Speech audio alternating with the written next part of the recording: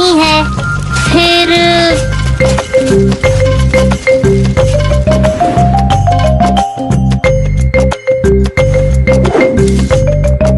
हो क्या रहा है ये? महाराज, ये सब तैयारियां क्यों चल रही हैं? क्या है आज? बुद्धिराज। बुद्धिराज? महान गुरु बुद्धिराज पधार रहे हैं, पर क्यों? कितने दिनों के लिए? प्राण संकट में फंसने वाले हैं फिर तो। शांत मुंजा, शांत। इतने भी परेशान मत हो। और फिर वो हमारे परम मित्र के राजगुरु हैं। शिष्टाचार के नाते हम उनका प्रस्ताव कैसे अस्वीकार कर सकते थे?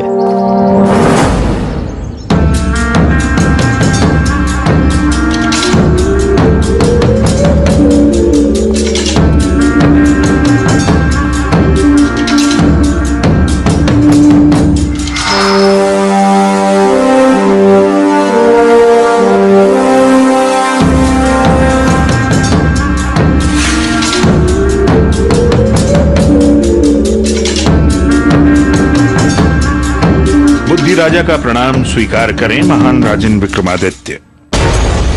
अब दो बातें। पहली ये कि ढोल का शोर सेहत के लिए हानिकारक है, वो मन को व्याकुल करता है। दूसरी बात, फूल बगीचों में या प्रभु के चरणों में ही अच्छे लगते हैं, उन्हें यूं उछालिए मत। सत्य वचन गुरुवर, सत्य वचन। अब अगर मुझे मेरा कक्ष दिखा दिया जाए तो मैं वहां तनिक विश्राम करना चाहूंगा। मंत्री जी, आप कृपया गुरुवर को उनके कक्ष तक ले जाएं। एक और बात राजन, आपने कक्ष में मेरे आदेश के अनुसार मेरी नित्य पूजा की सामग्री रखवा दी है या नहीं?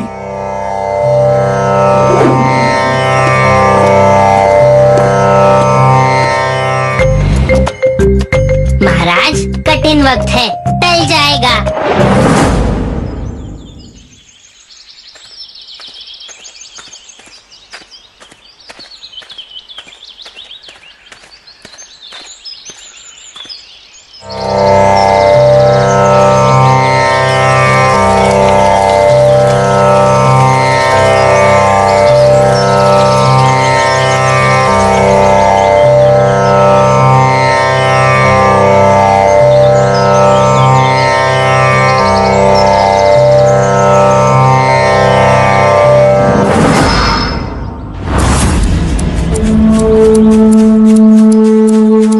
प्राणी, तुम्हें इतना भी ज्ञान नहीं कि किसी मुनि के सामने नहीं आते जबकि वो तप कर रहा होता है? अब तुमने अपनी हर सीमा पार कर दी है और तुम्हें इसका दंड मिलेगा, कठोर दंड। सैनिक, बंदी बना लो इसे और इसे दरबार में प्रस्तुत करो। अभी बंदी बनाओ इसे, अन्यथा तुम्हारा भी वही हश्र होगा।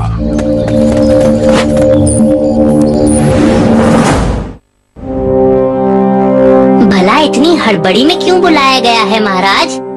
मुंजा, गुरुवर बुद्धिराज ने संदेश भिजवाया था, वो न्याय चाहते हैं। मुझे मालूम था कुछ न कुछ तो होने ही वाला है।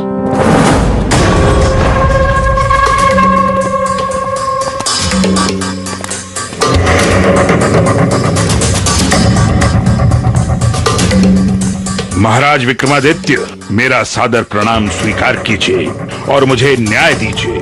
इस मूर्ख माली को दंड दीजिए। मगर क्यों गुरुवर, ऐसी क्या गुस्ताखी हो गई इससे? इसने मेरी प्रातःकाल की पूजा में विघ्न डाला है। सालों से आज तक मैंने कभी अपना सूर्य नमस्कार पूरा किए बिना अपना स्थान नहीं छोड़ा, मगर आज इस मूर्ख की वजह से वो खंडित हो गया। अरे किसी न किसी पर तो प्रकोप पड़ना ही था, पर अब इसे अभी इस राजभवन से निष्कासित कर दीजिए। इसे निकाल बाहर कीजिए महाराज। अब क्या करेंगे महाराज? आगे कुआं तो पीछे खाई, न जाने कहां से यह आफत आई। ठीक है, आपको अवश्य न्याय मिलेगा गुरुवर, लेकिन माली का पक्ष सुने बगैर अगर मैंने फैसला सुना दिया तो वो इंसाफ नहीं कहलाएगा। तो आप मुझे झूठा कह रहे हैं राजन? मैं बस नीति का पालन कर रहा हूँ गुरुवर, और नीति के अनुसार दोनों पक्षों को सुने बगैर मैं इंसाफ नहीं कर सकता। आपने मुझे भरी सभा में अपमानित किया है राजन।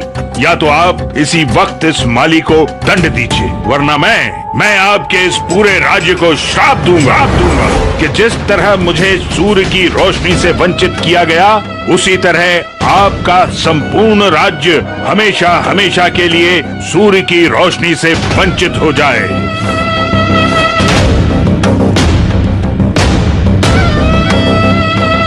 महाराज, एक माली के लिए इतना बड़ा संकट मत मोल लीजिए। लेकिन वो मेरी प्रजा है और एक राजा होने के नाते मैं अपनी प्रजा को कैसे बीच संकट में छोड़ सकता हूँ? महाराज क्षमा कीजिए, मगर मेरे एक की वजह से पूरे राज्य पर संकट आ रहा है, तो मेरा कर्तव्य भी तो यही कहता है कि मैं खुद ही चला जाऊं। बात अब ना केवल तुम्हारी है, ना मेरी और ना राज्य की बात है। ये बात है राज मर्यादा की। जब ज्ञान अहंकार बन जाए तो वो विनाश लाता है। लेकिन उपाय क्या है महाराज? उपाय ये है कि गुरु बुद्धिराज को ये संदेश भिजवा दीजिए कि अगर वो मुंजा को तर्क में हरा देंगे तो हमें उनकी हर बात मंजूर होगी। पर क्यों? मैंने क्या किया? मुझे क्यों सूली पर चढ़ा रहे हैं? मैं कैसे बुद्धिराज से? शांत मुंजा, मुश्किल वक्त में धीरज और हिम्मत नहीं हारनी चाहिए। वो जो भी सवाल करेंगे मैं उसका उत्तर अपने मन में सोचूंगा और तुम जादू से उसे जान लेना। अब थोड़ा ठीक ठाक लग रहा है, लेकिन महाराज ये तो गलत है। नहीं मुंजा, इस वक्त यही सही है।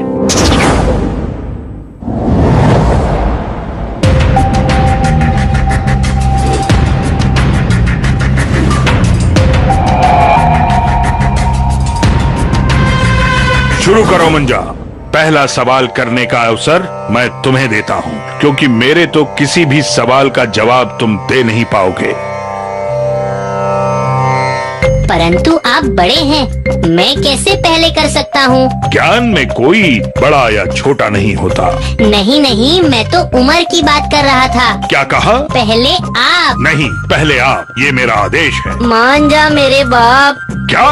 पहले आप गुरुवर, पहले आप। पूछो, डरो मत। डर? मुंजा किसी से नहीं डरता। मेरा पहला सवाल। गई भैंस पानी में। लेकिन मैं पूछूंगा अपनी भाषा में। किसी भी भाषा में पूछो। सरल इंसान कौन होता है? वो जो कुछ नहीं जानता इसलिए कुछ नहीं चाहता? नहीं, वो जो सब जानते हुए भी अपनी लालच और चाहत का त्याग नहीं कर पाता। दानी कौन होता है? जो धनी है? नहीं, जो संतुष्ट है। किसको अधिक गुस्सा आता है? जो बलवान है? नहीं, जो असंतुष्ट है। घमंडी इंसान कौन होता है? जो सबसे बड़ा ज्ञानी होता है? नहीं, वो जो कुछ नहीं जानता पर उस बात को छुपाना चाहता है। ज्ञान तो हर किताब में मिलता है, परंतु कठिन है उसका पालन करना। कठिन क्या है? ज्ञान की बातें करना या उस ज्ञान को दिल से मानना?